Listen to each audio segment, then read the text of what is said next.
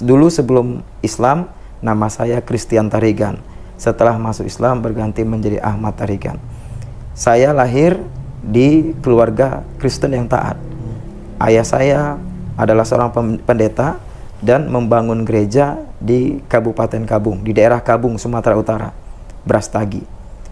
Dan saya itu ada 6 bersaudara. Saya anak keempat. Anak pertama pendeta. Anak kedua menikah dengan pendeta. Anak ketiga beliau adalah seorang dosen dan sekaligus pendeta. Anak keempat saya. Anak kelima telah selesai sekolah teologi. Jadi kedepannya juga jadi pendeta. Dan anak terakhir baru selesai juga dari sekolah teologi. Jadi semuanya keluarga pendeta. Saya satu-satunya yang alhamdulillah atas izin Allah, Allah bawa untuk masuk kepada agama Allah Subhanahu wa taala, agama Islam. Ketika SMP saya sekolah di sekolah Katolik.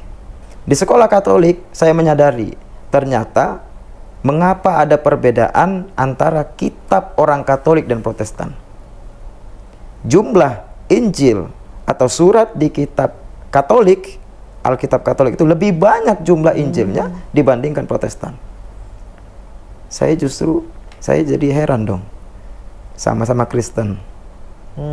Sama-sama katanya Tuhannya Yesus. Tapi kenapa kemudian jumlah Injilnya berbeda?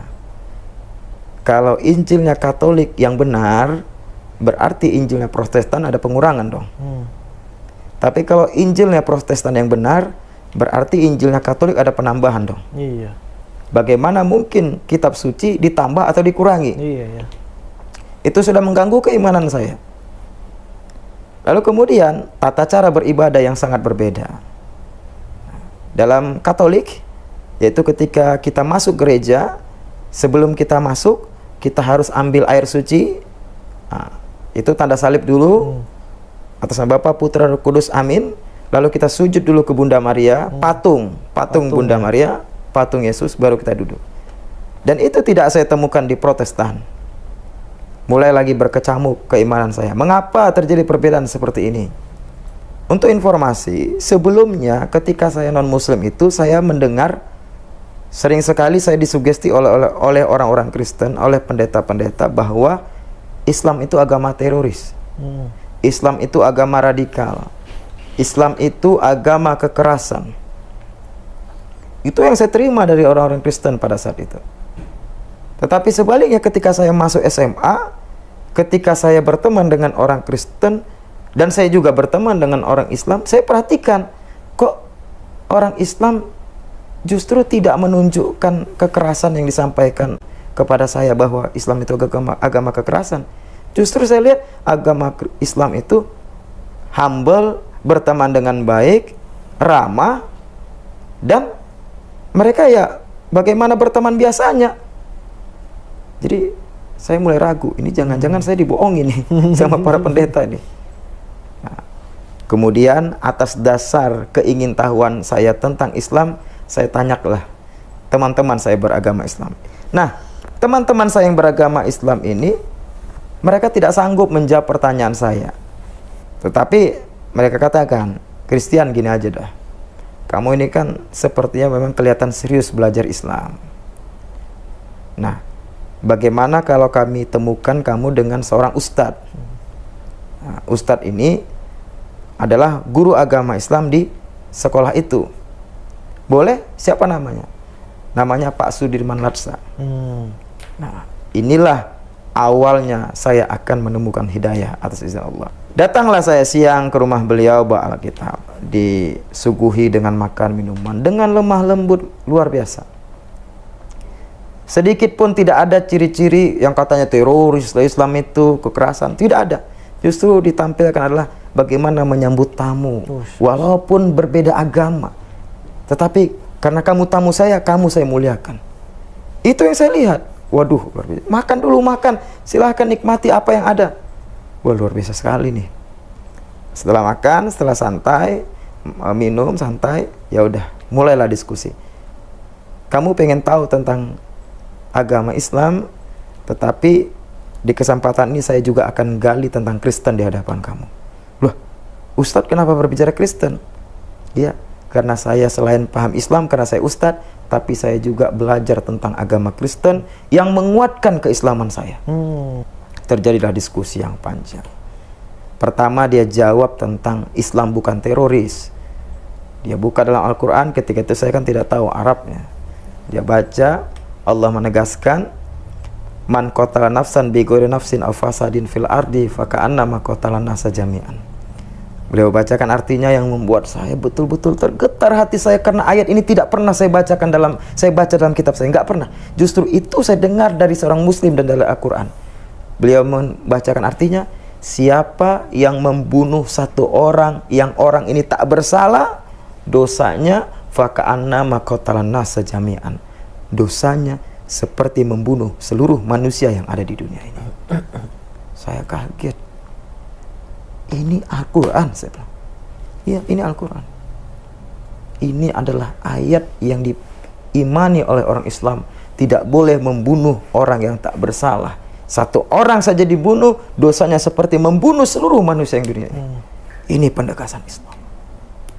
Jadi kalau kemudian ada orang yang mengatakan Islam teroris, Islam agama kekerasan, sesungguhnya mereka sedang memfitnah dan mereka sedang menyudutkan Islam, yang sebenarnya Islam tidak seperti itu.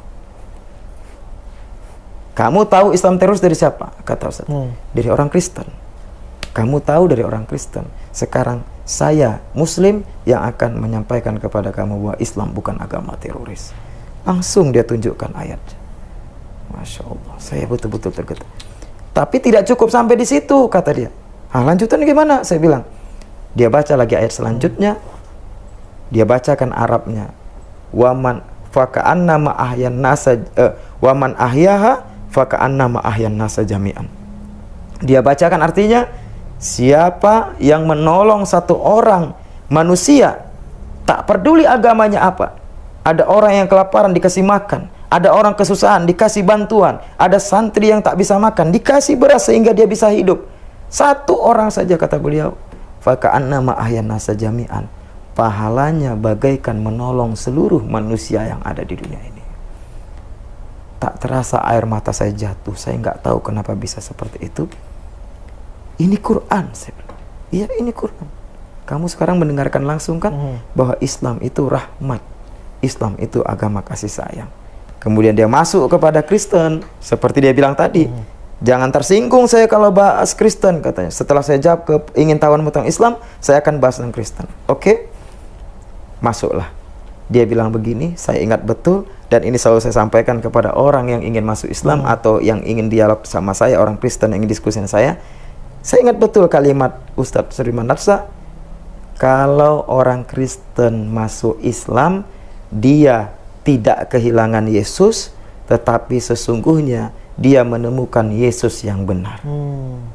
Yesus yang seperti apa? Dia buka Markus 12 ayat 29. Di situ Yesus menegaskan bahwa Yesus bukan Tuhan, justru Tuhan itu adalah Allah yang Esa. Allah yang Esa. Bukan Allah atau Allah yang satu. Tetapi Alkitab jelas Esa. Kalau satu masih bisa dibagi, satu bagi setengah-setengah. Makanya kalau di situ dikatakan Esa, satu, make sense atau masuk akal Trinitas. Tiga dalam satu, satu dalam tiga. Tapi Yesus dengan tegas mengatakan Tuhan Allah kita, Tuhan Allah itu Esa. Maka dalam bahasa Arab Ahad, Esa tidak bisa dibagi-bagi lagi. Maka Yesus menegaskan bahwa ada Tuhan, yaitu Allah yang Esa. Maka siapa yang mengatakan Allah itu Tuhan atau yang Esa, maka dia bukan Tuhan, tetapi dia adalah makhluk, dia adalah utusan Allah. Sebagaimana Yesus menegaskan, karena mereka menganggap bahwa yang disalib itu Yesus. Yesus dalam kayu salib, di kayu salib menegaskan, Ilahi, ilahi, lama sabaktani. Eli, eli, lama sabaktani. Bahasa Arab, ilahi, ilahi, limadza sabaktani. Artinya, Tuhanku, Tuhanku, kenapa engkau meninggalkan aku? Maka siapa yang mengatakan Tuhan, maka dia bukan Tuhan. Dia adalah makhluk. Akhirnya, tepat 8 Februari, saya mengucapkan kalimat syahadat, La ilaha illallah Muhammad Rasulullah. Saya masuk Islam.